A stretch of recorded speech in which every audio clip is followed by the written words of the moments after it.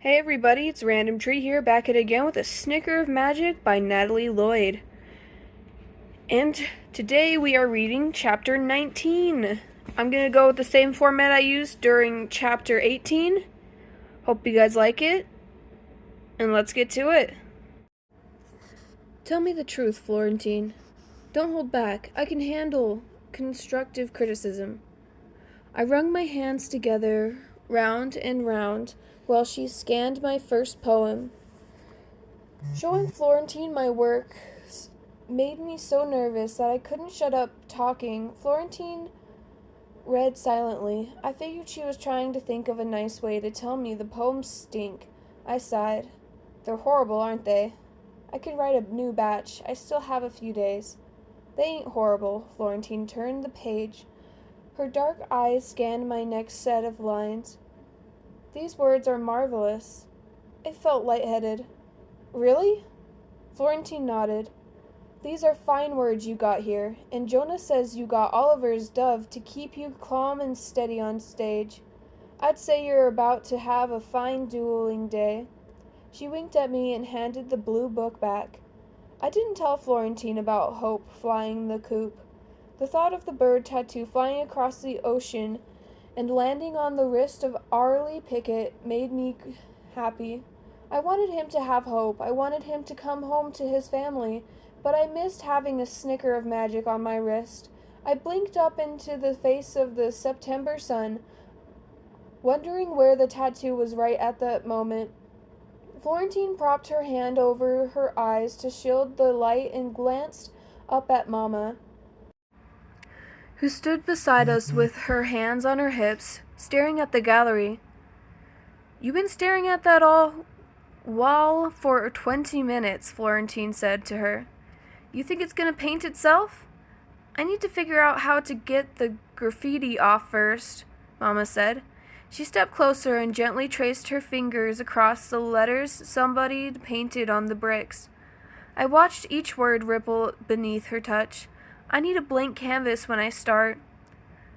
Not this time you don't, Florentine chuckled. Whoever painted those words, they were mad. They painted them in deep. Heartbreak always makes the words stick extra deep. Mama looked down at Florentine. How do I get them off then? They'll probably bleed through the paint. Probably, Florentine nodded. But you do what you know how to do. You paint something new.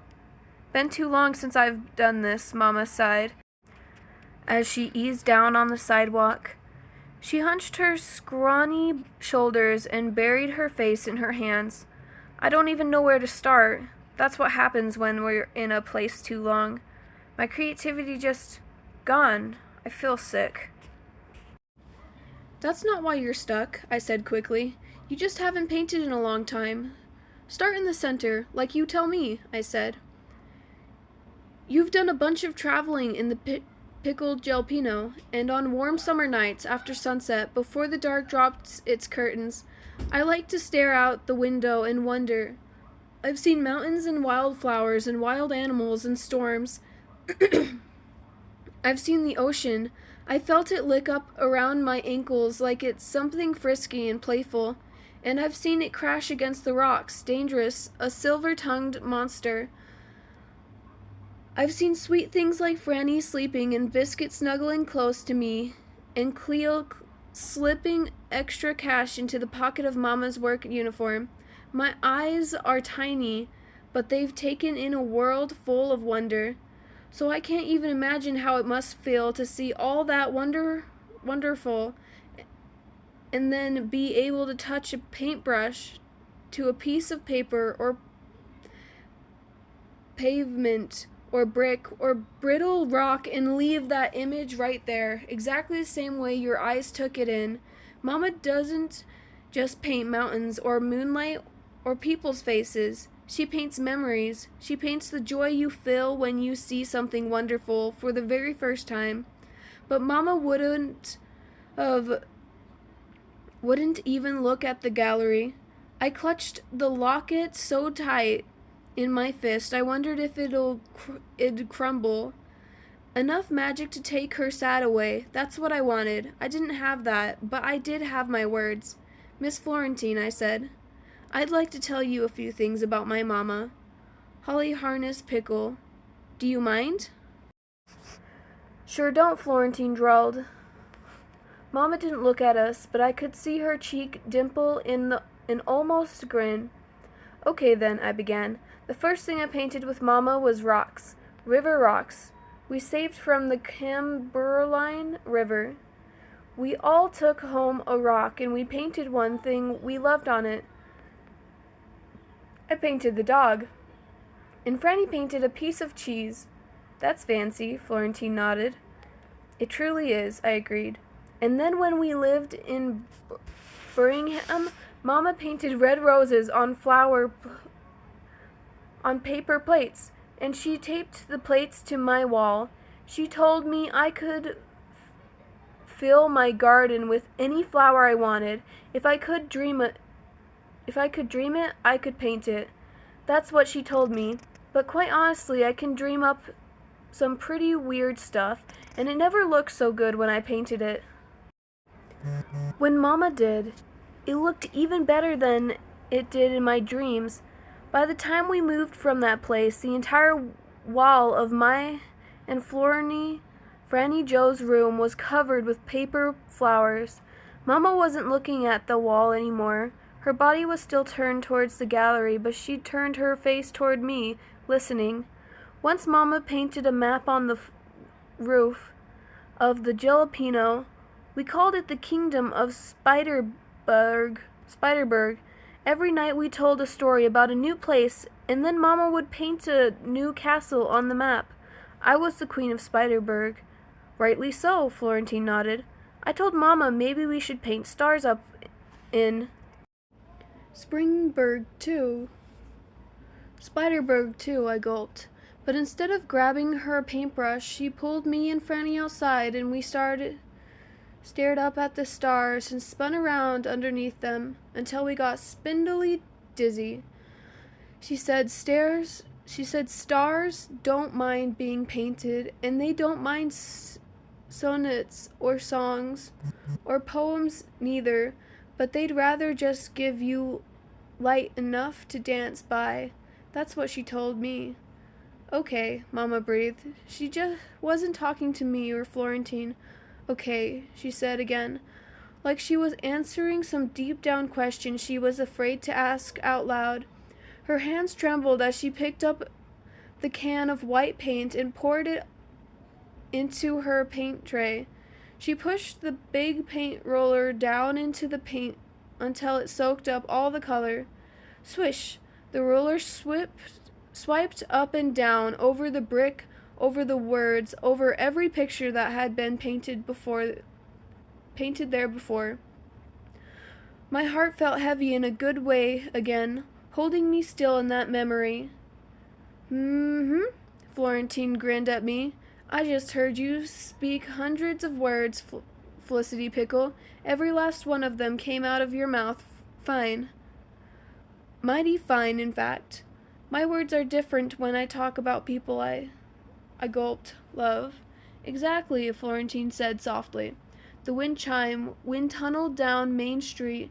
Florentine groaned and pulled her traveling bag close to her side. I stood up and clamped my hands tight around the locket. The wind didn't rattle Mama, though. She kept swiping the paint roller back and forth across the brick. I watched new words appear, then fizzle with every stroke. Sandstorm, avalanche, fly, away, home to visit, home to stay. You don't have to leave to find a new beginning, Mama.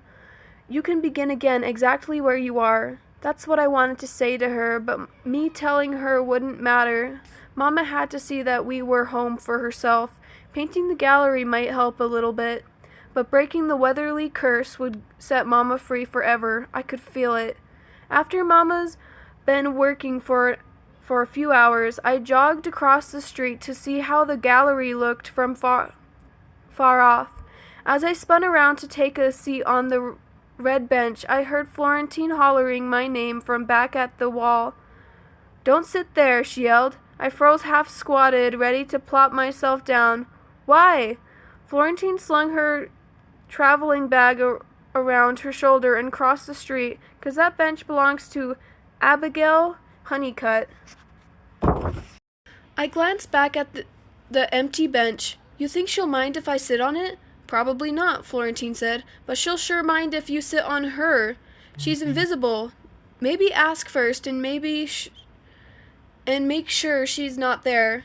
Mama had already told me that Florentine was probably crazy, but crazy in a sweet way, not crazy mean. I knew then what Mama's words were most certainly true. All the same, I said, Miss Honeycutt? When nobody answered, Florentine said, You're fine then. She ain't here. Who is she? I whispered, sitting down easily onto the bench. That's a better story for Oliver to tell. He tells it right. Florentine pulled her bag tight against her side.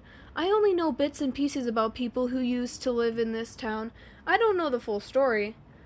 Thanks for all those kind things you said back there, Mama said as we walked back to Chloe's.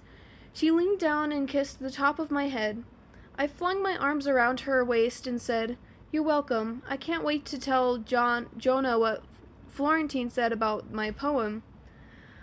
I've been meaning to ask you something about Jonah, Mama said, turning us down Main Street. Just when she was about to ask, we passed Dr. Zook's Dreamy Creamy. The door swung open and Uncle Booney walked out carrying 2 ice cream cones. Perfect timing, he said. He gave 1 cone to Mama and 1 to me. Booney's banjo was strapped to his back, like always. He slung it around in front of him and winked. I figured I'd play y'all home. How does that sound? I wished every day could end that way, with Booney music, sweet ice cream, and sweet shadows painted along by the setting sun. The world was so beautiful. I nearly forgot about my troubles, about Jonah Pickett. Mama glanced down at me. Do you have a crush on him? Not a crush, I shook my head. More like an inflate? He makes me feel the opposite of crushes. He makes my heart feel like a balloon, like it's going to blow up and fly right out of my chest. Booney sighed. I might have to use that in a song, Felicity Pickett. Jonah's a sweet boy, Mama said, but you know you don't have to participate in the duel to impress him, right? You can back out if it scares you. Why would it scare you? Booney asked. You didn't get worked up over that stupid crush, did you? Mama stopped walking, her hand clamped down tight on my shoulder. Why would she know about that? She narrowed her eyes at my uncle.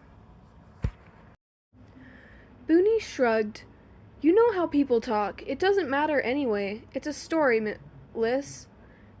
It's got nothing to do with you. Booney, Mama warned. Then she looked down at me. You are not cursed, Felicity. I nodded, even though I didn't believe her, even though I was pretty sure Booney didn't either. The curse had everything to do with me, which is exactly why I had to figure out how to break it. You don't have to do the duel. Mama tightened her arm around my shoulder. If you change your mind, if you get nervous. I am nervous, I admitted, but I'm not going to run away. Atta girl, Uncle Booney cheered.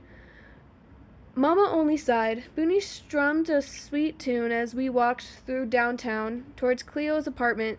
The first evening star showed up in the sky and winked at me.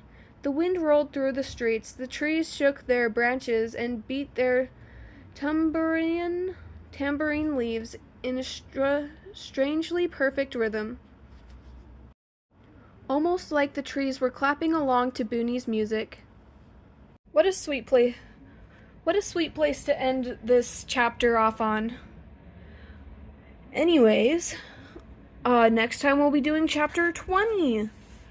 Thanks for tuning in and have a great day. Like, subscribe, do what you do. Bye-bye.